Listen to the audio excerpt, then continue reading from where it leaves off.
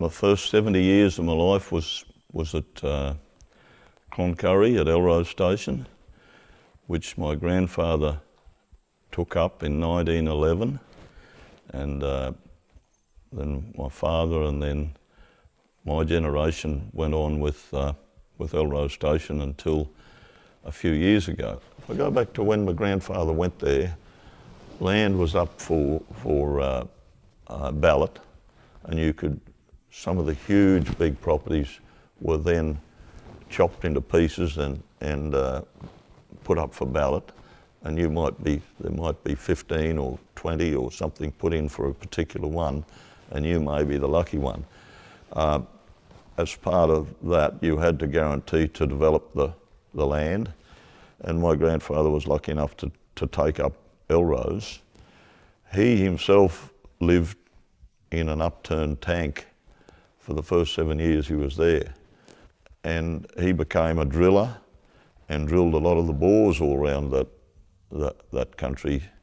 So he ended up contributing to the development of a lot of that country, and he developed Elrose, and then my father went to the war and came back, and eventually my grandfather retired, and my father, Rodger Jefferis, took over Elrose.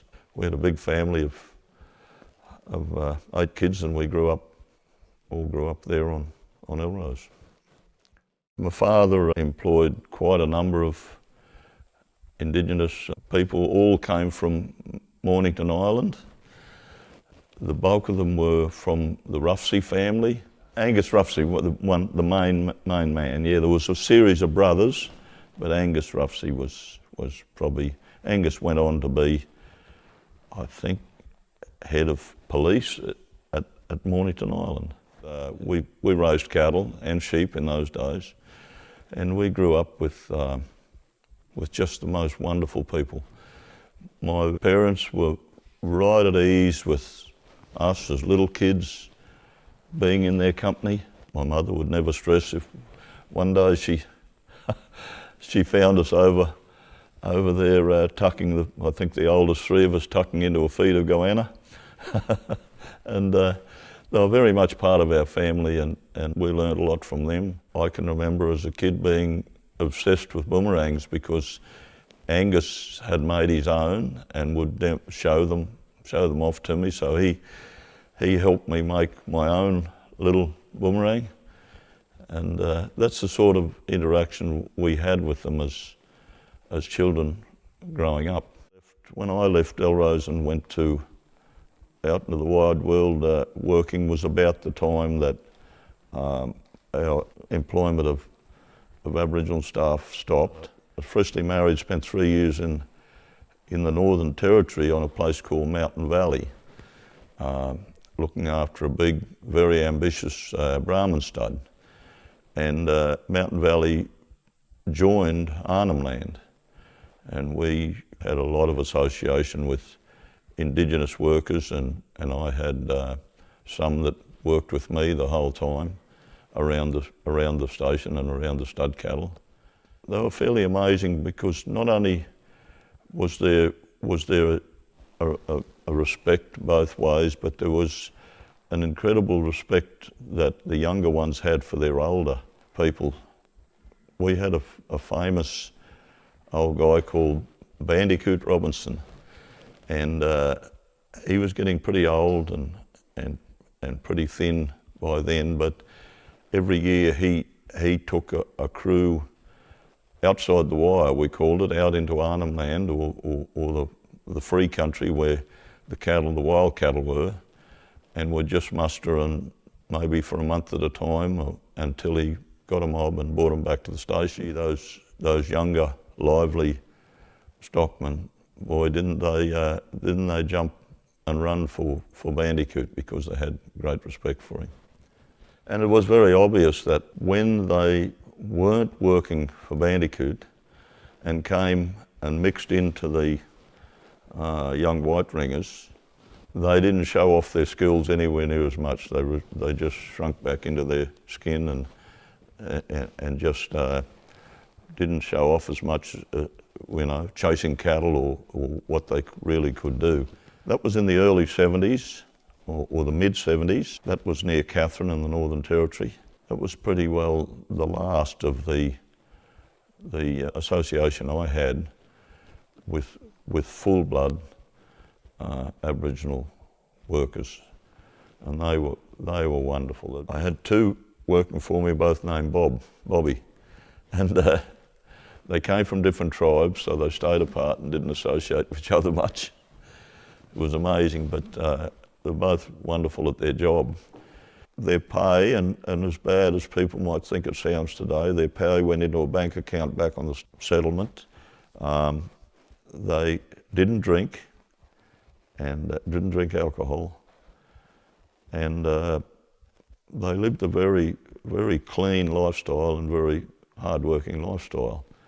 We decided that that was unfair and wrong, and we changed that. Just gradually after that, everywhere the employment stopped. And that was the start, to me, what I've seen in those days in my life, that was the start of the wrong turn, because in those days they had wonderful self-confidence, wonderful work ethic. They knew, like all of us know, that work means money into the hand, and money didn't come into the hand in any other way. You had to go to work.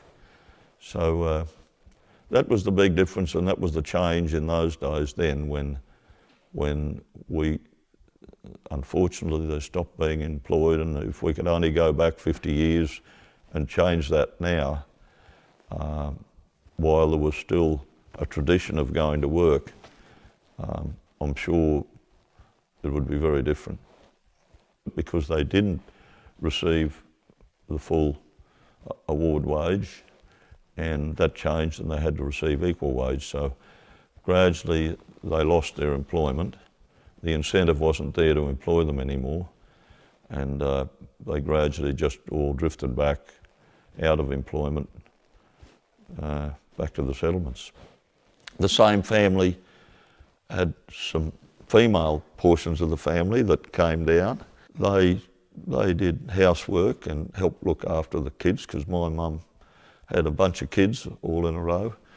My sister Virginia showed me a photo just the other day of my mum hailed from Sydney originally, and she went on holidays and took Louisa Ruffsey with her, and us sitting in Sydney with Louisa. Wonderfully respected and treated like part of the family. Very good people. And Louisa's children ended up to be nurses and midwives and all sorts of things, you know. They got that ambition to keep going and do well from their parents in those days. Yeah, Angus and Louisa were a couple that came down from Mornington Island. Louisa was a Wilson, and a couple of her brothers actually came and worked on Elrose. One was a very good rough rider, and you can imagine what a mugler he used to go in and ride in the rodeos, and he had white boots so that the judges could see him spurring. and it became when he was going to come out of the chutes, everyone in the district knew that he was going to have these white boots on. Those two families, the Wilson family and the Ruffsey family, were all from Mornington Island, and had a long association with Elrose. The biggest thing that you could remember in those days was that there was absolutely no resentment towards white man, and there was a respect, and that respect went both ways. I wouldn't, when I was working them in the Northern Territory, and my father would never speak to them in a rough or bad way. That respect went both ways, and unfortunately, once the respect goes on either side, it disappears on both sides. And it's really sad when I think of the wonderful respect that both lots of people had for each other in those days. Wonderful respect, and their own self-pride in the fact that they did a job and did it well and were good at it. And unfortunately, it's disappeared.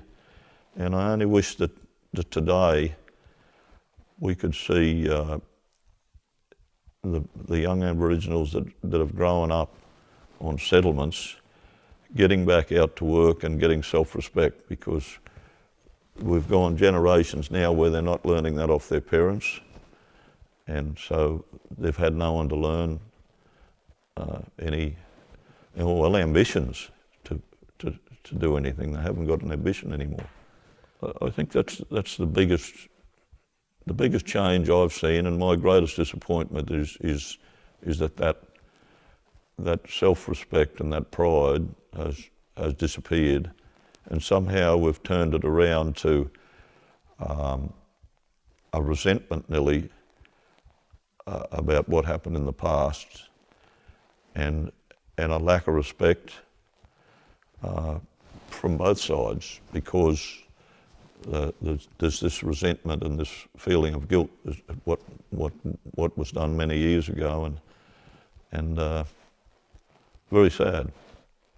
I used to be asked to do some stockmanship schools and horsemanship schools and different things, and at times I'd be asked to do courses for young unemployed people on getting them onto riding a horse and working cattle the right way. You knew that most of them were probably after it, not going to take any advantage of it and just go back to their old life of unemployment. But occasionally you got a real gem and one that hit the mark with and it changed their lives. So, and I remember one in particular, a young guy from Dajara, and he'd grown up a non-smoker, a non-drinker in the town of Dajara, and I thought, how did he do that with the peer pressure in the town? But he turned out just a most wonderful fella, and he was one of the ones that came through a course. There might have been 12 of them or 10 of them, and that's one that always stuck in my mind.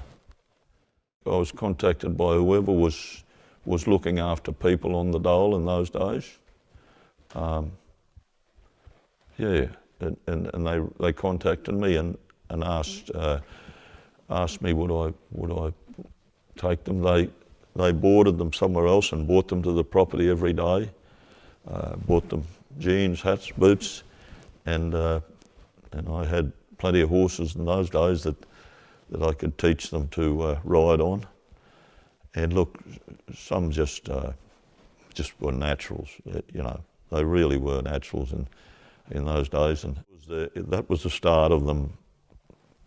Start of the days where there wasn't much prospect for a job and they were living on the dole, and that was about the start of it, and they recognised that, and they used to say, well, look, would you take a group of them and take them for 10 days and get them started in the hope that they might go out and get a job, you know.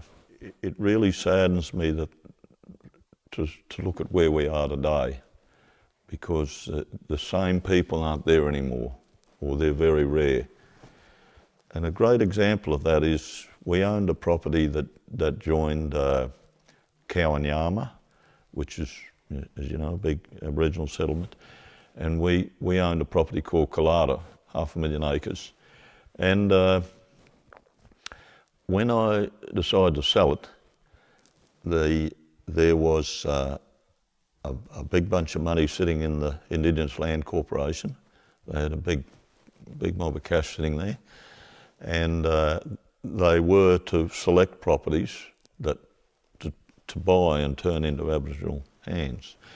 There was two families that had grown up on Collada, and the Pascoe and Murray families, and George Murray was a proper old legend. He had reared a family of kids there, and they asked permission, could he come back and be buried there, which he is today. And I thought, well, if ever two families deserve, it was their traditional land, they'd lived and worked there, and if ever two families deserved to be given that chance, there was a grant where they could put a business proposal together, and they took that on and got the Brisbane proposal and were knocked back. And it really saddened me, because that's another case of, a bit like the Roughies, George Murray's boys went on to work at Century Mine and get trades as fitters, and once again because of that upbringing they'd had from their parents. And the reason given was that they couldn't train enough people there. But there's two types of training. There's the training that makes the people running the training business rich, where they just bundle them through and get paid for them, with no long-lasting training at all, or do it slowly and do it properly, and have a small number that you've succeeded with and have gone out into the world. So that little point really saddened me to think, and that was only in about 2012 that happened, when that money was there. I knew there was plenty of money sitting in the Indigenous Land Corporation, and the money was there to be spent on this truly deserving two families. Got put in a business case and got knocked back because they viewed it as not being able to train enough people. That's another case of it all going wrong. That is someone going to make money out of grabbing that money and pretending to train people and bundling them through in a week? As one of them rang me and said, one of the Indigenous Land Corporation people that were assessing the case rang me and said, how many would you train? And I said, look, if you got 3 each year to learn enough to be able to go back to their settlements and say, I'm going to take over the cattle now, and this is how we'll run them. I know how to muster them, I know how to brand them, I know how to, you'd have done well. And this person said to me, we've got places in New South Wales where we get 350 of them through every year. They bundle them through for a week and get paid, and they leave and they've learnt nothing.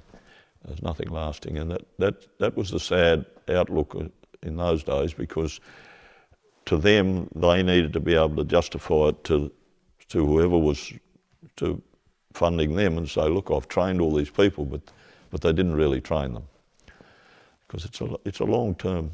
You don't learn anything overnight. It's truly sad that now we're looking at probably 4 or 5 generations, where they've grown up not even seeing Dad work, and so they lost that thing was, when I'm old enough, I'm going to go and work like Dad. I'm going to go and work on Elrose Station or Elrose Station, and I'm going to be as good as him at handling cattle, and that self-pride and that ambition to get out and do something. So unfortunately, we're looking at generations where it's been lost, any intention to work, and so then the knowledge that work means money, and money's been coming from a different way, and there's no need to work. It'd be wonderful if somehow there could be some sort of schemes where they could be pulled into work, and I'm not saying you'd get a win with a lot of them. You might get a win with 1 out of 10, but everyone would be a big win, because they would go away and their families would grow up. Isn't it interesting to hear that now a solution's being put forward that what we need to save the children and take them and get them away? We're looking back at the stolen generation, aren't we? It's the same thing that saved them, and we know of famous ones that were stolen, and they went on to become judges and all sorts of things. And unfortunately, that solution is so real, isn't it? Because something's got to break the pattern. Something's got to break the pattern that they're in now. There's probably 4 or 5 generations of it, with no self-respect, no knowledge that in life you have to work. Some were lucky enough to be sent to boarding school and excelled, did really well. But and I remember it's just playing football against, you know, in the clubs in Townsville, in the kids' clubs, and as soon as they get something that they're good at and they've got a pride in life, they're different people. And we see that today in the ones that have become very good sportsmen. Suddenly, they've got a purpose in life, and they're very good. And we've sadly neglected, just let them sit there and throwing money instead of trying to get them out of that situation and into the real world. There's the victimhood thing, you know. It's not a good thing to refer to, but it is. It's been pushed into them by today's thinking that how bad we've treated them over the years and the guilt. We need to forget all about that and just get on and get people to have respect and get a job and get out, because I'm sure they'd lead a far happier life. Somehow you've got to speak the truth, and we all know exactly what's gone wrong. It was not right that they couldn't drink. It was not right that they didn't get the same wage. But the moment we changed that, they stopped being employed, and we changed their lives forever. For the last 50 years, we changed it.